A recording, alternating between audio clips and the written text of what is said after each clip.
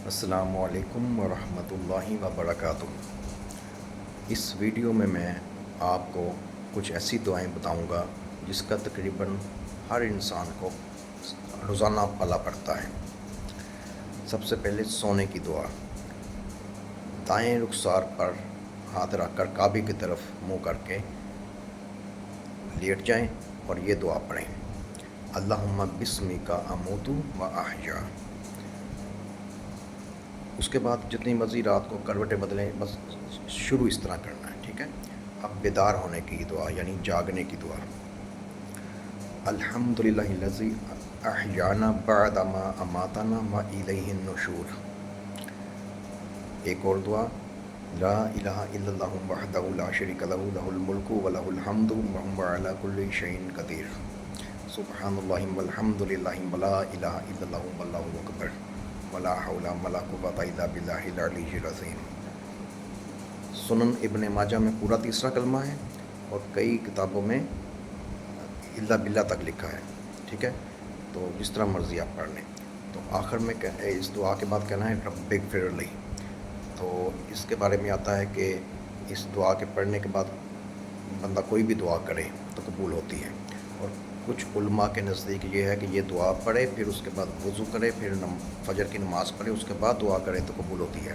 بہرحال آپ اس کے بعد بھی دعا کر لیں اور نماز کے بعد بھی دعا کر لیں، ٹھیک ہے۔ بیت الخلاء یعنی باتھ روم جانے کی دعا، بسم اللہ اعوذ بک من الخبث والخبائث۔ بیت الخلاء باتھ روم سے باہر آنے کی دعا، غفرانک۔ ایک اور دعا، الحمدللہ الذی اذھب عنی العذا وعافانی۔ گھر سے باہر جانے کی دعا، بسم اللہ توکلت علی اللہ لا حول ولا قوۃ الا باللہ۔ بازار داخل ہوتے وقت چوتھا کلمہ پڑھیں۔ چوتھا کلمہ یہ ہے، لا الہ الا اللہ وحدہ لا شریک لہ لہ الملک ولہ الحمد یحیی و یمیت وہو حی لا یموت بیدہ الخیر وہو علی کل شیء قدیر۔ مسجد میں جانے کی دعا۔ اچھا، مسجد میں جو ہے قانونی طور پر یعنی دنیاوی طور پر جو قانون ہے وہ تو مسجد کا گیٹ، مسجد کے باتھ روم، مسجد کے جو ٹوٹیاں ہیں وضو وغیرہ کرنے کی، وہ سارا احاطہ مسجد ہے۔ لیکن جہاں آپ نے دعا مسجد میں جانے کی پڑھنی ہے وہ آپ نے پڑھنی ہے جہاں مسجد میں نماز پڑھتے ہیں، جہاں آپ جوتی اتارنے کے بعد دایاں پاؤں رکھنا ہے وہاں دعا پڑھنی ہے، مسجد سجدہ کی جگہ، ٹھیک ہے۔ وہاں آپ نے دایاں پاؤں رکھنا ہے، آپ نے دعا پڑھنی ہے، اللہم افتح لی ابواب رحمتک، ٹھیک ہے۔ جب نماز پڑھ چکے تو مسجد سے باہر آتے وقت بایاں پاؤں جو ہے وہ باہر نکالنا ہے، تو اس میں دو سنتیں ہیں۔ بائیں جوتے پہ آپ نے اندر پاؤں نہیں ابھی رکھنا، ابھی بائیں جوتے کے اوپر پاؤں رکھ کے آپ نے کہنا ہے کہ اللہم انی اسألک من فضلک۔ یہ مسجد سے باہر آنے کی دعا ہے، اللہم انی اسألک من فضلک، یہ کہہ کے پھر دایاں پاؤں دائیں جوتے کے اندر داخل کریں، پھر جو اوپر بایاں پاؤں رکھا تھا وہ بعد میں جوتے میں داخل کرنا ہے۔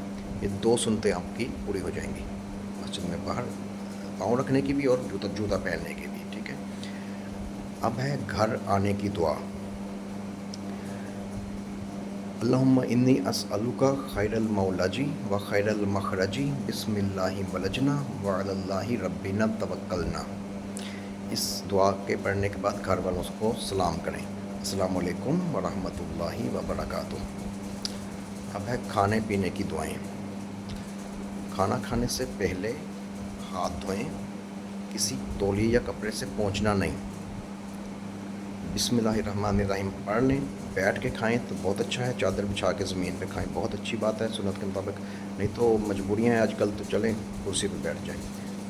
آب زمزم کھڑے ہو کے پیتے ہیں، باقی مجبوراً کوئی چیز کھانی ہو تو کھڑے ہو کے کھا لیں یا پی لیں، ورنہ آب زمزم کھڑے ہو کے پینا ہے، باقی تمام چیزیں بیٹھ کے کھانی پینی ہے۔ کبھی کبھار مجبوری ہو تو کھڑے ہو کے کھایا بھی جا سکتا ہے اگر جگہ نہ ہو تو بیٹھ کے کھائیں، بسم اللہ الرحمن الرحیم پڑھ لیں۔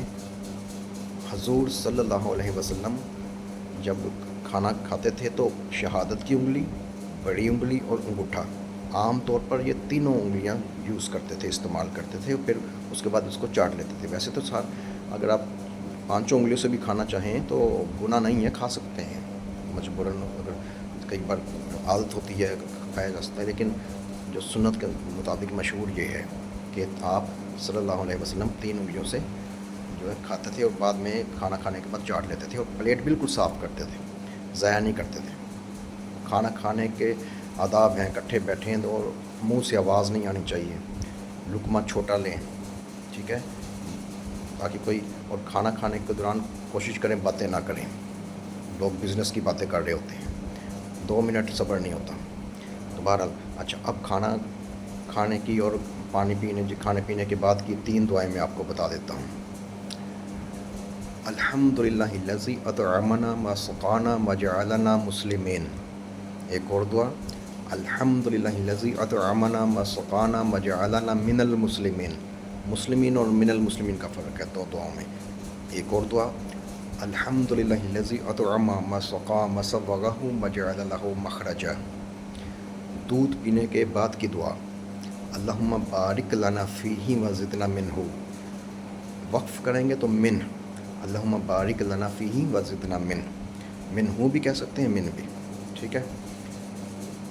مجلس کے کفارہ کی دعا، حضور صلی اللہ علیہ وسلم نے فرمایا کہ اگر کوئی شخص کسی مجلس میں بیٹھے تو فضول باتیں کرتا رہے تو اٹھنے سے پہلے اگر یہ دعا پڑھ لے تو جو اس مجلس میں گناہ ہوئے ہیں وہ معاف ہو جائیں گے۔